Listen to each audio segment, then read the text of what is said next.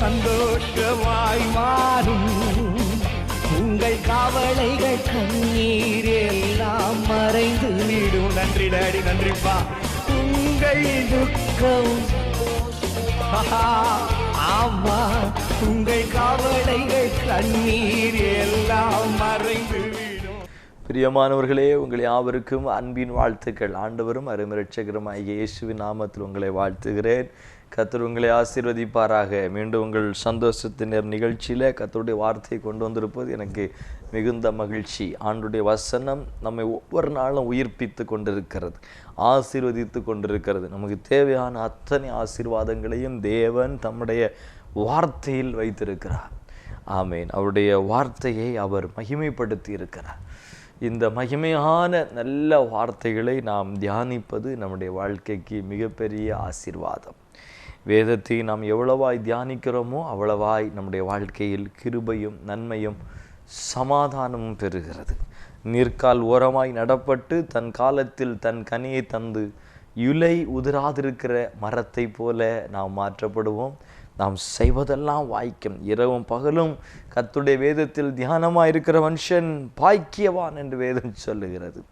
ஆமேன். ஆண்டுடைய வேத வசனத்தை நாம் அதிகமாய் தியானிக்க நாம் ஒப்பு கொடுக்க வேண்டும். சில பிள்ளைகள் அதிகமான நேரம் ஜெபிப்பார்கள், நல்லது. ஜெபம் என்பது நாம் மாத்திரம் தேவனோடு பேசி கொண்டிருப்பது அல்ல, தேவனும் நம்மோடு பேச வேண்டும்.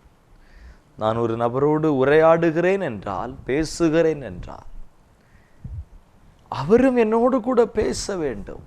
அப்பொழுதுதான் அந்த உரையாடல் முழுமை அடைகிறது, அது பயன் கொடுக்கிறது. நான் ஒருவருக்கு ஃபோன் பண்ணி நான் மாத்திரம் அரை மணி நேரம் பேசிக்கொண்டே இருக்கிறேன், என்னுடைய கஷ்டங்களை சொல்லிக்கொண்டே இருக்கிறேன், பிரச்சனைகளை சொல்லிக்கொண்டே இருக்கிறேன். அவரின் கஷ்டத்திற்கும் என் பிரச்சனைக்கும் தீர்வு சொல்ல விரும்புகிறார். நான் அவரை பேச அனுமதிக்கவே இல்லை. அரை மணி நேரம் நான் பேசிவிட்டு எல்லாம் கேட்டீங்களா, சரி வைக்கட்டுமா என்று நான் வைத்து விட்டேன் என்றால், அவர் என்னோடு பேச விரும்பினதை, அவர் எனக்கு சொல்ல விரும்பின ஆலோசனைகளை, தீர்வுகளை, நல்ல வழிகளை நான் அறிந்து கொள்ளாமல் போய்விடுவேன். நான் ஜெபம் என்றால் கொஞ்ச நேரம் தேவ சமூகத்தில் உட்கார்ந்து அவரை துதிக்கிறேன், ஸ்தோத்திரம் பண்ணுகிறேன், பாடுகிறேன். அப்புறம் என்னுடைய பாரங்கள், வேதனைகள், கவலைகள் எல்லாம் அவர்கிட்ட சொல்லிட்டு ஆமேன், ஏற்றுக்கொள்ளலாம், ஆமேன் என்றால் ஏற்றுக்கொள்ளலாம், நீர் பார்த்துக்கிட்டு என்பதாய் நம்முடைய ஜெபம் முடிவடைந்து விடக்கூடாது. நான் ஒரு அரை மணி நேரம் ஆண்டவரோடு பேசினேன் என்றால், அவர் என்னோடு பேசுவதற்கு ஒரு அரை மணி நேரம் நான் கொடுக்க வேண்டும். அதுதான் வேத தியானம். வேதத்தை தியானிப்பது, வேதத்தை கேளாதவனுடைய ஜெபம் அருவருப்பாக இருக்கிறது என்று சொல்லப்பட்டிருக்கிறது. அப்போ ஆண்டவருடைய வசனத்தை நாம் தியானிக்கணும். அரை மணி நேரம் ஜெபம் பண்ணால் அரை மணி நேரம் ஆண்டவருடைய வசனத்தை உட்கார்ந்து படிக்கணும், அதை தியானிக்கணும், அதை நேசிக்கணும், நேசித்து வாசிக்க வேண்டும். அப்போது அது தேனிலும் மதுரமாக இருக்கும் என்று சங்கீதக்காரன் சொல்லுகிறார். தேனிலும் தெளித்தேனிலும் அது மதுரம். நேசித்து இந்த வேதத்தை வாசிப்பீர்கள் என்றால் உங்கள் வாழ்க்கை பசுமையும் புஷ்டியுமாய் மாறும். ஆண்டவருடைய வசனம் நமக்கு கொடுக்கப்பட்டிருக்கிற மிகப்பெரிய ஒரு ஆசீர்வாதம். ஆகையால் இந்த வசனத்தை நாம் கேட்போம், மற்றவர்களுக்கும் அறிமுகப்படுத்துங்கள். இந்த நிகழ்ச்சிகளை ஒரு பிரயாசத்தோடு ஆண்டவருடைய வார்த்தைகள் எல்லாருக்கும் போய் கிடைக்க வேண்டும். சந்திக்க முடியாதவர்கள், ஆலயத்துக்கு வர முடியாதவர்கள், இவர்களுக்கெல்லாம் அவனுடைய வசனம் போய் கிடைக்க வேண்டும் என்கிற பாரத்தோடு தான் இந்த மீடியாக்கள் மூலம் வசனம் பகிரப்படுகிறது. மகள் தேவ பிள்ளைகள், உங்களுக்கு தெரிந்த நண்பர்கள், உறவினர்கள், ரட்சிக்கப்படாதவங்க, சபைகளுக்கு போகாதவர்கள், அவர்களுக்கு நீங்கள் அறிமுகப்படுத்துங்கள். இப்படி ஒரு நிகழ்ச்சி இருக்கிறது பாருங்கள் என்று அறிமுகப்படுத்துங்கள். உங்கள் சந்தோஷத்தின் நிகழ்ச்சி நமது ஜாய் குட் நியூஸ் தொலைக்காட்சியில் எல்லா செவ்வாய்க்கிழமை தோறும் இரவு 7:30 மணிக்கும் புதன் காலை 8:30 மணிக்கும், வியாழன் இரவு 8 மணிக்கும், வெள்ளி காலை 6:30 மணிக்கும் ஒளிபரப்பு செய்யப்படுகிறது. பாருங்கள், மற்றவர்களுக்கு அறிமுகப்படுத்துங்கள். இந்த ஊழியங்களை நேசித்து ஜெபியுங்கள். உங்களுக்காக நாங்கள் ஜெபிக்க வேண்டும் என்று விரும்பினால் எங்களை தொடர்பு கொள்ளுங்கள். நாங்கள் உங்களுக்காக ஜெபிப்போம். நிச்சயமாய் தேவன் உங்கள் வாழ்க்கையில் பெரிய அதிசயங்களை அவர் செய்வார். பாருங்கள், இன்றைக்கு நான் கொண்டு வந்திருக்கிற தேவனுடைய வார்த்தை, தேவன் உங்களுக்கு தந்த ரட்சிப்பை காத்து கொள்ளுங்கள். தேவன் உங்களுக்கு கொடுத்திருக்கிற ரட்சிப்பை காத்து கொள்ளுங்கள். எபிரேயர் 2:4 சொல்லுகிறது, அடையாளங்களினாலும் அற்புதங்களினாலும் பலவிதமான பலத்த செய்கைகளினாலும் தம்முடைய சித்தத்தின்படி பகிர்ந்து கொடுத்த பரிசுத்த ஆவியின் வரங்களினாலும் தேவன் தாமே சாட்சி கொடுத்ததுமா இருக்கிற இவ்வளவு பெரிதான ரட்சிப்பை குறித்து நாம் கவலையற்று இருப்போமானால் தண்டனைக்கு எப்படி தப்புவித்துக் கொள்ளுவோம்? வேத வசனம் சொல்லுது, ஒரு மனிதன் தான் பெற்றுக்கொண்ட ரட்சிப்பை குறித்து கவலை இல்லாதவனாய், அது இருந்தா என்ன, அது வளர்ந்தா, நான் ரட்சிப்பை வளர்ந்தா என்ன, நிலை நின்றா என்ன, போனா என்ன, அது இழந்து போனா என்ன என்று தன் ரட்சிப்பை குறித்து கவலையற்றிருப்பான் என்றார் தண்டனைக்கு தப்பவே முடியாதான். வேதம் சொல்லுகிறது, ரட்சிப்பு பெரிதானது. இவ்வளவு பெரிதான ரட்சிப்பு பலத்த அற்புதங்களினாலும் அடையாளங்களினாலும் தேவனுடைய பலத்த செய்கைகளினாலும் பரிசுத்த ஆவியானவருடைய வரத்தினாலும் வெளிப்படுத்தப்பட்டிருக்கிற இவ்வளவு பெரிதான ரட்சிப்பை குறித்து எனக்கு கவலையே இல்லை. ஏதோ ஒரு நாள் ஆண்டவரை ஏற்றுக்கொண்டேன், ரட்சிக்கப்பட்டேன். அப்புறம் உலகத்துக்குள்ளே போய், உலகம் போன போக்கில் போய், மனமும் மாமிசம் விரும்பின வழியில் போய் உலகத்துக்கு ஒத்த வேஷம் தரித்து கொண்டு அதை இழந்துட்டேன், அந்த ரட்சிப்பை இழந்துட்டேன். அதை குறித்த கவலையே இல்லை. ஒரு நாள் என்னுடைய சபையிலே ஒரு வயதான அம்மா என்னிடத்தில் ஒரு பாரத்தோடு ஒரு காரியத்தை சொன்னார்கள். பாஸ்டர், நான் ரட்சிக்கப்பட்டேன், ஆண்டவர் அறியாத ஒரு குடும்பத்திலேருந்து வந்தேன், உங்கள் சபைக்கு வந்தேன், ரட்சிக்கப்பட்டேன். ஒரு 8 மாதம் எனக்கு இயேசுவோடு நடந்தது போல் இருந்தது, தேவனோடு இருந்தது போல் இருந்தது. எவ்வளோ கவலை இருந்தாலும், எவ்வளோ பிரச்சனை இருந்தாலும், எவ்வளோ வேதனை இருந்தாலும் எனக்கு உள்ள ஒரு சந்தோஷம், உள்ள மனுஷனில் ஒரு மகிழ்ச்சி இருந்துகிட்டே இருந்துச்சியா. இயேசுவோடு இருக்கிறது போல இருந்துச்சு, அவர் என்னோடு இருக்கிறது போல இருந்துச்சு, அவரோடு நான், என்னோடு அவர், ஒரு சந்தோஷமான வாழ்க்கை இருந்துச்சு. ஒரு 8 மாதம் இருந்துச்சு பாஸ்டர். அப்புறம் நான் அதை கொஞ்சம் கொஞ்சமாக இழந்துட்டேன். இப்போது திரும்பி பார்க்கும்போது சில வருடம் ஆயிட்டு, இப்போ எனக்கு ரொம்ப பாரமாக இருக்குது. நான் அதை இழந்துட்டேன், அந்த சந்தோஷத்தை இழந்துட்டேன். இயேசுவோடு இருந்தது போல் ஒரு மகிழ்ச்சி எனக்கு இருந்துட்டு இருந்துச்சு, அதை இழந்துட்டேன். எனக்கு திரும்பவும் அது வேண்டும் அப்படின்னு ஒரு பாரமாக இருக்குது பாஸ்டர், எனக்கு ஜெபம் பண்ணுங்க அப்படின்னு சொன்னாங்க. என் அன்பு சகோதரா, என் அன்பு சகோதரி, ஆண்டவருடைய பக்கமாக வந்த உலகத்தின் பாவத்திலிருந்து, அசுத்தத்திலிருந்து ஆண்டவரை தூக்கி எடுத்து அவருடைய மகனா மகளா மாற்றி அவருடைய மார்பில் உன்னை அணைத்து கொண்டார், தோளை சுமந்தார், உன் வலது கரத்தை பிடித்து கொண்டார், உன்னோடு கூட இருந்தார். எவ்வளோ சந்தோஷம், எவ்வளோ மகிமை, எவ்வளோ மகிழ்ச்சியான ஒரு வாழ்க்கை ஆண்டவர் கொடுத்தார். அதான் ரட்சிப்பின் சந்தோஷம், ரட்சிப்பின் சந்தோஷம், மகிழ்ச்சி, ரட்சணத்தின் சந்தோஷம். இன்னைக்கு அதை இழந்து ஏதோ உலக சந்தோஷம், பாவ சந்தோஷம், மனுஷங்க கொடுக்குற சந்தோஷத்தில் அதை இழந்து இதை பெருசா நினைச்சிட்டோம்ல. பெரிதான ரட்சிப்பை மறந்து அந்த ரட்சிப்பை இழந்தது கூட நமக்கு தெரியாம அற்பமான உலக சந்தோஷத்துல மகிழ்ந்துட்டு இருக்கிறோமே. வேத வசனம் சொல்லுது, நீ தண்டனைக்கு தப்பவே முடியாது, தண்டனைக்கு தப்பவே முடியாது. அவ்வளோ பெரிதான ரட்சிப்பை இழந்ததை குறித்த கவலையே இல்லாம, ரட்சிப்பின் சந்தோஷத்தை இழந்தது கவலையே இல்லை. பாவ சந்தோஷத்தை தேடி ஓடி பாவ சந்தோஷம் கிடைக்கலன்னு கவலை, உலக கவலை பெருகிடுச்சு. தண்டனைக்கு தப்ப முடியாது பிரதர், தப்ப முடியாது. ரட்சிப்பு எப்படி வந்துச்சு தெரியுமா? எபேசியர் 2:8 சொல்லுகிறது, கிருபையினாலே விசுவாசத்தை கொண்டு ரட்சிக்கப்பட்டீர்கள், இது உங்களால் உண்டானது அல்ல, தேவனுடைய ஈவு. ரட்சிப்பு நம்மால் உண்டானது அல்ல, அது தேவனுடைய ஈவு, தேவனுடைய ஈவு. இயேசு அதை நமக்கு கொடுத்தார்.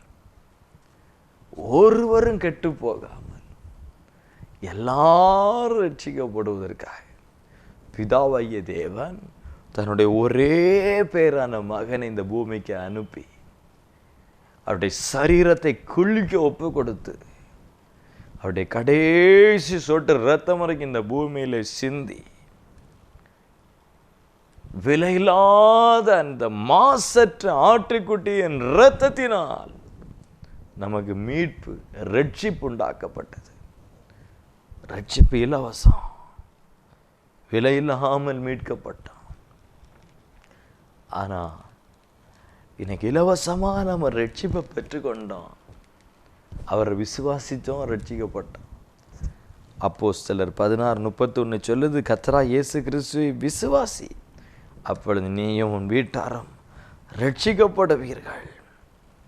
மார்க்கு 16:16 சொல்லுகிறது, விசுவாசம் உள்ளவனாகி ஞானஸ்தானம் பெற்றவன் ரட்சிக்கப்படுவான். அப்ப நான் விசுவாசித்தேன், இயேசுவை விசுவாசித்தேன், எனக்கு ரட்சிப்பு வந்துடுச்சு. இலவசம், நான் எதுவுமே செய்யலை, எந்த கிரியை நடப்பிக்கல, எந்த பிரயாசமும் படல, விலையில்லாமல், எந்த கிரயமும் செலுத்தாமல், எந்த கஷ்டப்பாடும் அனுபவிக்காமல் அவருடைய இரத்தத்தினால மீட்கப்பட்டுட்டான், ரட்சிக்கப்பட்டுட்டான். ஆனா அதற்காக தேவன் கொடுத்த விலை கிரயம், கல்வாரி சிலுவையில தன்னையே பலியாக ஒப்பு கொடுத்தார். மாசற்ற ஆட்டுக்குட்டியாகி அவருடைய இரத்தம் இந்த பூமியில் சிந்தப்பட்டது. அவருடைய கைகளிலும் கால்களும் ஆணி அறையப்பட்டு சரீரம் முழுவதும் அடித்து கிழிக்கப்பட்டு அவருடைய கடைசி சொட்டு இரத்தம் வரைக்கும் இந்த பூமியில் இயேசு சிந்தினார். உங்களையும் என்னையும் ரட்சிப்பதற்காக இயேசு சிலுவையிலே மிகப்பெரிய விலை கிரயம் செலுத்தி இருக்கிறார், மிகப்பெரிய விலை கிரயம் செலுத்தி இருக்கிறார். அவர் பட்ட பாடுகளை சிந்தித்து பாருங்கள். முதுகெல்லாம் அடித்து கிழிக்கப்பட்டு அவருடைய சரீரம் உள்ளப்பட்ட நிலம் போல் ஆனது. ஆயிரக்கணக்கான காயங்கள் அவருடைய சரீரத்தில். அவருடைய சிரசிலே முள்முடி சூடப்பட்டது. கோலினால் அடித்து முகத்தில் காரி துப்பினார்கள். அவருடைய வஸ்திரத்தை பங்கிட்டார்கள், சீட்டு போட்டார்கள், பாரமான சிலுவை சுமத்தினார்கள். கபால ஸ்தலம் என்கிற கொல்கதா மேட்டுக்கு நேராய் அழைத்து கொண்டு வரப்படுகிறார். கள்வர்கள் நடுவில் கள்ளனை போல இயேசு சிலுவையில் அறையப்பட்ட 6 மணி நேரம் பூமிக்கு வானத்துக்கு நடுவில் குற்றுயிராய் தொங்கினார், நிர்வாணியாய் தொங்கினார். அவருடைய இரத்தம் எல்லாம் சிந்தியப்பட்டது. பிதாவை ஏன் என்னை கைவிட்டீர் என்று அங்கலாய்க்கிறார். அவ்வளோ வேதனை, அவ்வளோ வேதனை, தாங்க முடியாத வேதனை இயேசு அனுபவித்தார். நம்மை ரட்சிப்பதற்காக, நமக்கு ரட்சிப்பை கொடுப்பதற்காக, ரட்சிப்பின் சந்தோஷத்தை கொடுப்பதற்காக. பாவ இருளிலே வாழ்ந்து கொண்டிருந்தோம், அந்தகாரமாக இருந்தோம். ஆச்சரியமான ஒளிக்கு நம்மை அழைத்து கொண்டு வந்தார். வாழ்க்கை வேதனை நிறைந்ததாக இருந்தது, பாவம் நிறைந்ததாக இருந்தது, அசுத்தம் நிறைந்ததாக இருந்தது. என்னுடைய வாழ்க்கையில் நிம்மதியும் இல்லை, சமாதானமும் இல்லை.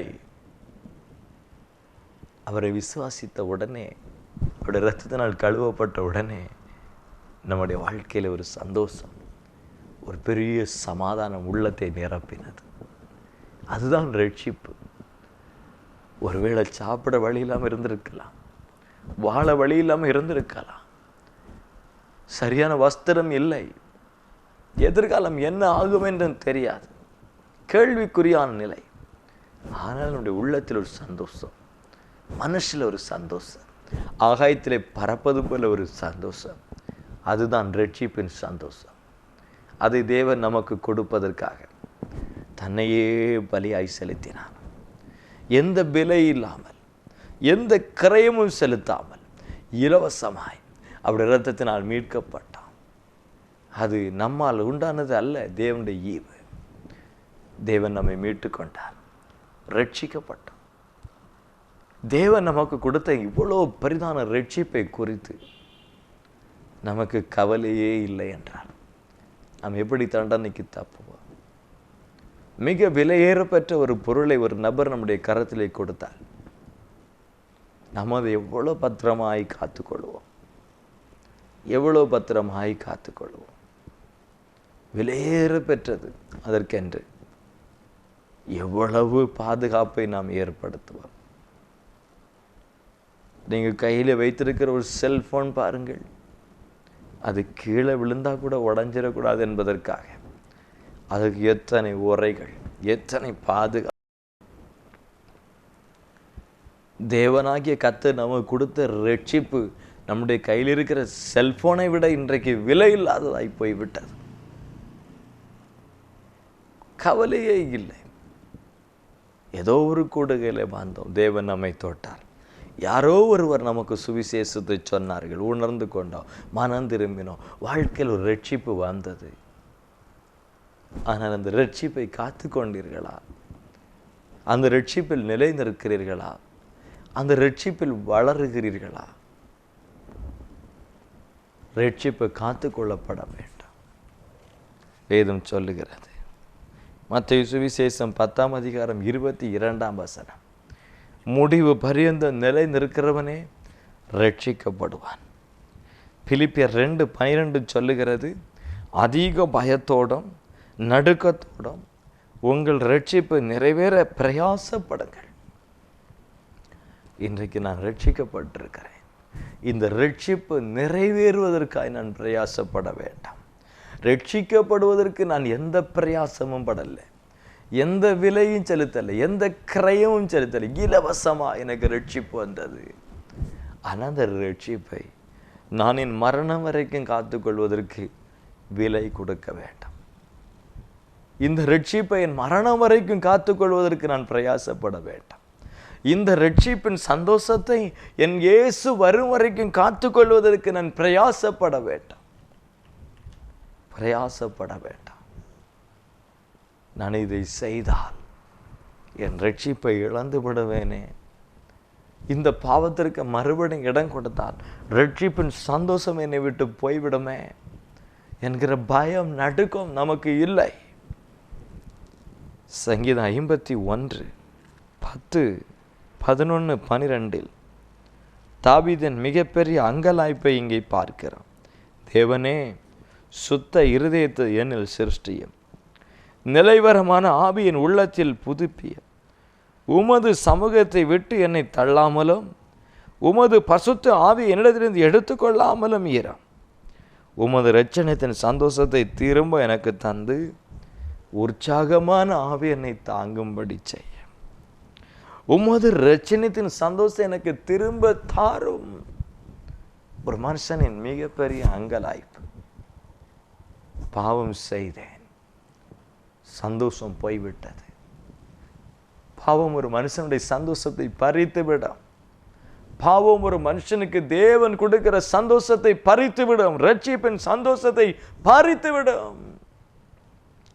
பாவம் உலக பிரகாரமான சந்தோஷத்தை கொடுக்கிறது, அது பாவ சந்தோஷம். அதன் முடிவு நரகம். தேவன் கொடுக்கிற சந்தோஷம் ரட்சிப்பின் சந்தோஷம். அதன் முடிவு நித்திய ராஜ்யம், தேவனுடைய ராஜ்யம். நான் தேவனிடத்திலிருந்து பெற்றுக்கொண்ட சந்தோஷத்தை இந்த பாவ சந்தோஷம் அழித்து விடுகிறது. அது எனக்கு தெரியாமலே போயிட்டு.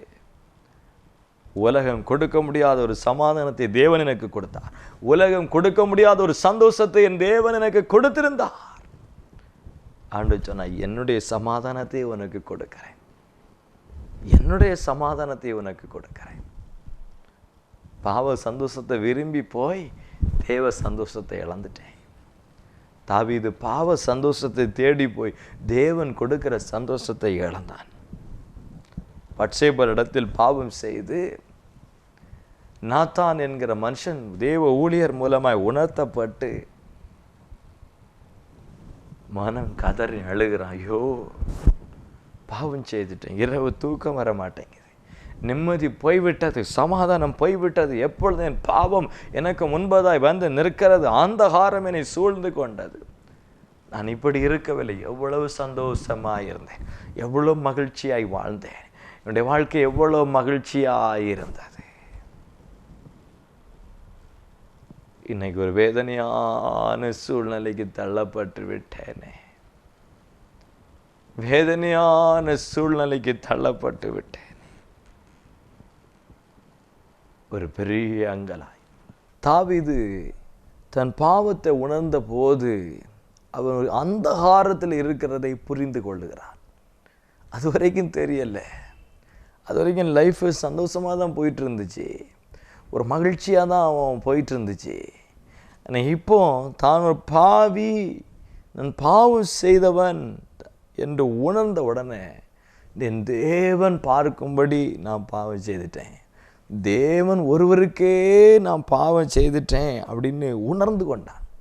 சங்கீதம் 51:4 இருக்கு, தேவரீர் ஒருவருக்கே விரோதமாய் நான் பாவம் செய்து உமது கண்களுக்கு முன்பதாக பொல்லாங்கானதை நடப்பித்தேன். உமக்கு விரோதமாக பாவம் செய்து நீங்கள் பார்க்கும்படி பாவம் செய்துட்டனேன்னு அவன் உணர்த்தப்பட்ட போதும் தெரிஞ்சது, தான் ஒரு அந்தகாரத்தில் இருக்க தெரிஞ்சது. அது வரைக்கும் ஒரு போலி சந்தோஷம் உலகத்திலேருந்து கிடச்சிட்டு இருந்தது, ஒரு போலி வெளிச்சம் உலகத்திலேருந்து கிடச்சிட்டு இருந்துச்சு. ஆனால் தன்னுடைய தவறை உணர்ந்த போது, தான் பாவி என்று உணர்த்தப்பட்ட போது தான் தான் இருளில் இருக்கிறதை உணர்ந்து கொள்ளுகிறான். ரட்சிப்பின் சந்தோஷம் தன்னை விட்டு போனதை அவன் விளங்கி கொள்ளுகிறான். இப்போ அந்த நாட்களில் இருந்த அந்த சந்தோஷம் இப்போ இல்லையே என்று உணர்வடைந்து தேவ சமூகத்தில் வருகிறான். மீண்டும் அது வேணும், திரும்ப வேணும், என்னை மறுபடியும் எனக்கு அந்த ரட்சிப்பின் சந்தோஷத்தை தாங்க ஆண்டவரே என்று தாவீது ஜெபிக்கிறத பார்க்கிறான். பிரியமானவர்களே, நமக்கும் அந்த உணர்வு வேணும். நான் ரட்சிப்பை காத்து கொண்டேனா, ரட்சிப்பில் நிலைச்சு நிற்கிறேனா, நான் பெற்றுக்கொண்ட ரட்சிப்பு எனக்கு இருக்குதா அப்படிங்கிறதான உணர்வு இந்த நாட்களில் நமக்கு அவசியம். நீங்கள் சொல்லுவீங்க, நான் ரட்சிக்கப்பட்டு 10 வருஷம் ஆயிட்டு, ரட்சிக்கப்பட்டு 20 வருஷம் ஆயிட்டு, நான் ரட்சிக்கப்பட்டு 5 வருஷம் ஆயிட்டு. சரிதாங்க, இன்னைக்கு அந்த ரட்சிப்பில் இருக்கிறீங்களா? அந்த ரட்சிப்பு உங்களுக்கு இருக்குதா? கொஞ்சம் சிந்தித்து பாருங்க. சிலர் சொல்லுவாங்க, நாங்கள் 10 வருஷமாக கிறிஸ்தவங்க, 20 வருஷமாக கிறிஸ்தவங்க தான். ரட்சிப்பு இருக்குதா? ரட்சிப்பின் சந்தோஷம் இருக்குதா? ரட்சிப்பின் சந்தோஷத்தில் நிலைச்சிருக்கிறீங்களா? ரட்சிப்பில் வளர்றீங்களா? இன்றைக்கு இயேசு வரும் பொழுது உங்கள் ரட்சிப்பு நிறைவேறுமா? ரட்சிப்பு காத்து கொள்ளப்பட்டிருக்குதா? இன்றைக்கு தேவனுடைய வருகை என்றால் உங்கள் ரட்சிப்பு நிறைவேறுதா? கொஞ்சம் இன்றைக்கு தயவு செய்து நீங்கள் சிந்திக்கணும். எல்லாரும் சபைக்கு வராங்க, அந்த ரட்சிப்பு இருக்குதா? ரட்சிக்கப்பட்டவர்களை தேவன் தம்முடைய ராஜ்யத்தில் சேர்த்து கொள்கிறார். ரட்சிக்கப்பட்டவர்களை எடுத்துக்கொள்ளத்தான் இயேசு வருகிறாருங்க. ஒரு எஜமானன் ஒரு பெரிய விருந்தை ஆயத்தம் பண்ணி அநேகரை அழைத்தார். விருந்து நாள் வந்தது. தன் ஊழியக்காரனை அனுப்பி அழைக்கப்பட்டவளை அழைத்த போது அவள் ஒவ்வொருத்தரும் ஒவ்வொரு காரணம் சொல்லி வர முடியாது என்று சொன்னார்கள்.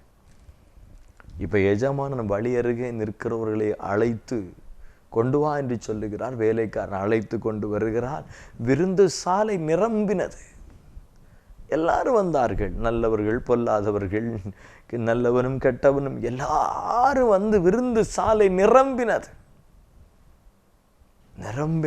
இவோ விருந்து சாலையிலே விருந்து எப்படி நடக்கிறது என்று பார்க்க எஜமானன் வந்தபோது வேதம் சொல்லுகிறது, ஒருவன் கல்யாண வஸ்திரம் தரித்திராதவனாய் இருக்கிறான். மத்தேயு சுவிசேஷம் 22:11 சொல்லுகிறது, கல்யாண வஸ்திரம் தரித்திராத ஒரு மனுஷனை அங்கே கண்டு, கல்யாண வஸ்திரம் இல்லாதவன் இங்கே எப்படி வந்தான்?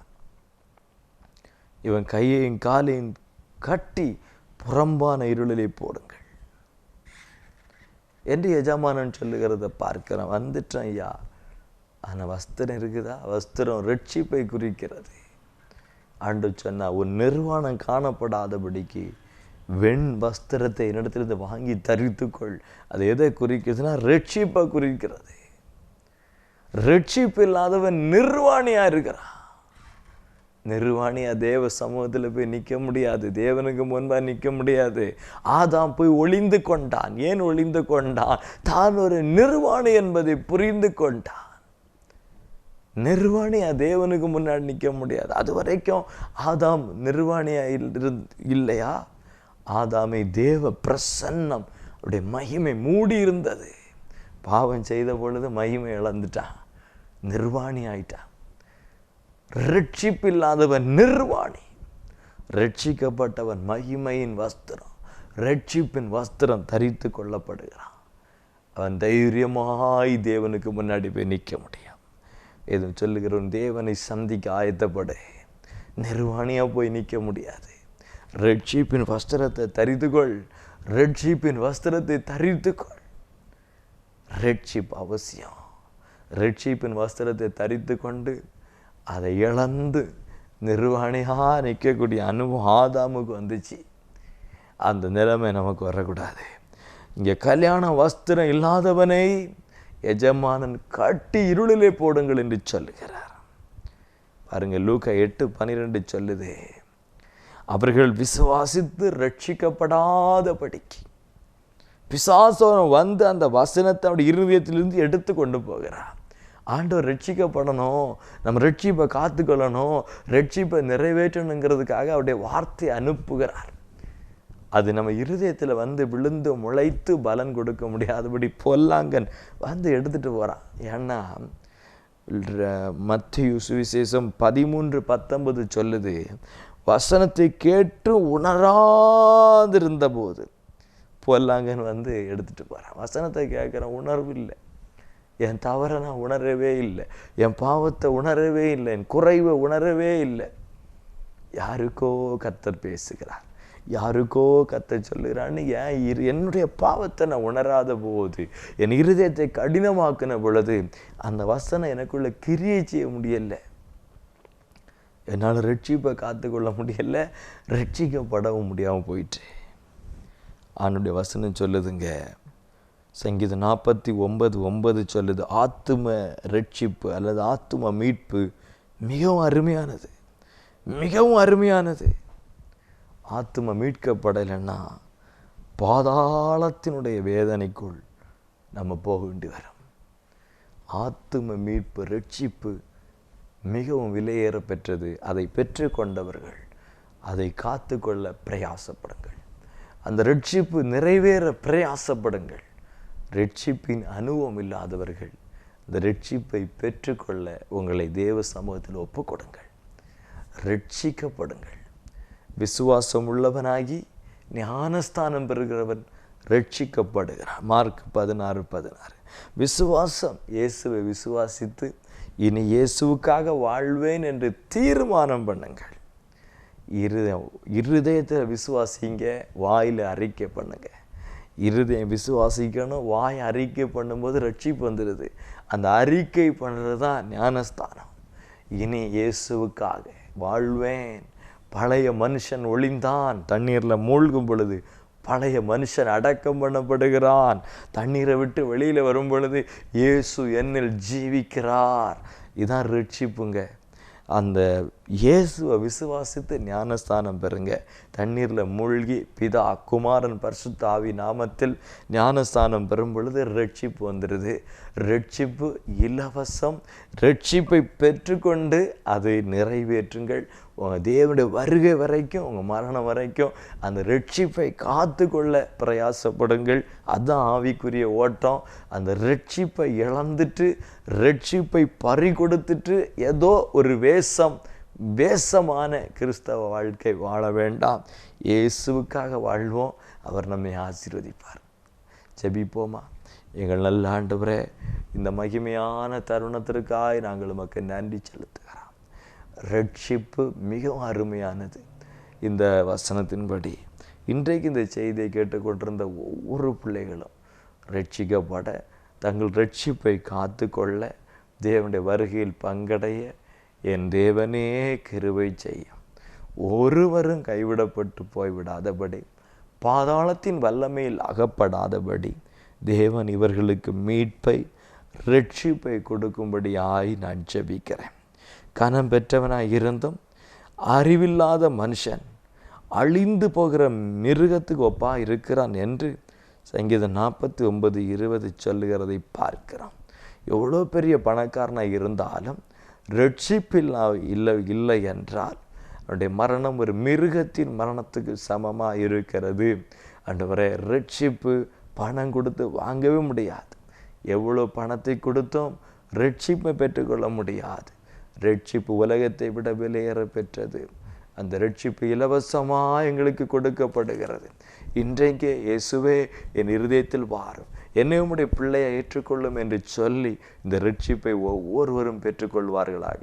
இன்றைக்கு இந்த சத்தத்தை கேட்டுக்கொண்டிருக்கிற அன்பு சகோதரா, அன்பு சகோதரி, இப்பொழுது ஒரு நிமிடம் கண்களை மூடி, இயேசுவே என் இருதயத்தில் வாரும், இயேசுவே என்னை உம்முடைய பிள்ளையை ஏற்றுக்கொள்ளும், நீரே எனக்காக இரத்தம் சிந்தி மரித்து உயிர்த்தெழுந்த கடவுள் என்று நான் நம்புகிறேன் என்று உங்கள் வாயினால் அறிக்கை பண்ணுங்கள். இயேசு உங்களுக்குள் வரட்டும். ஒரு ரட்சிப்பு உண்டாவதாக. ஒவ்வொருத்தருடைய வாழ்க்கையில் ரட்சிப்பு உண்டாவதாக. ரட்சிப்பின் சந்தோஷத்தை இழந்து நிற்கிற சகோதரா, சகோதரி, இன்றைக்கு தேவனிடத்தில் திரும்பவும், ஆண்டவரே, ரட்சணியத்தின் சந்தோஷத்தை எனக்கு திரும்ப தாரும் என்று கேளுங்கள். ஒவ்வொருத்தருடைய வாழ்க்கையிலும் ரட்சிப்பின் சந்தோஷம் உண்டாகட்டும். இயேசு கிறிஸ்துவின் நாமத்தில் ஜெபிக்கிற நல்ல பிதாவே, ஆமேன், ஆமேன். பிரியமானவர்களே, உங்கள் இருதயத்தில் இயேசு கிறிஸ்துவை விசுவாசித்து உங்கள் வாயினால் அறிக்கை பண்ணுங்கள். விசுவாசம் உள்ளவர்களாகி சீக்கிரத்தில் ஞானஸ்தானம் பெற்றுக்கொண்டு ரட்சிக்கப்படுங்கள்.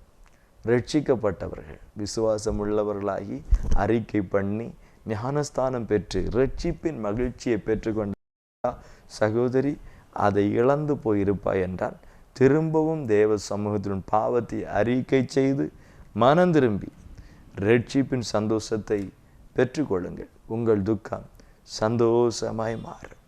ஆமென். துக்கம் சந்தோஷமாய் மாறும். உங்கள் கவலைகள் கண்ணீர் எல்லாம் மறைந்து விடும். நன்றி டாடி, நன்றிப்பா. உங்கள் துக்கம், ஆமா, உங்கள் கவலைகள் கண்ணீர்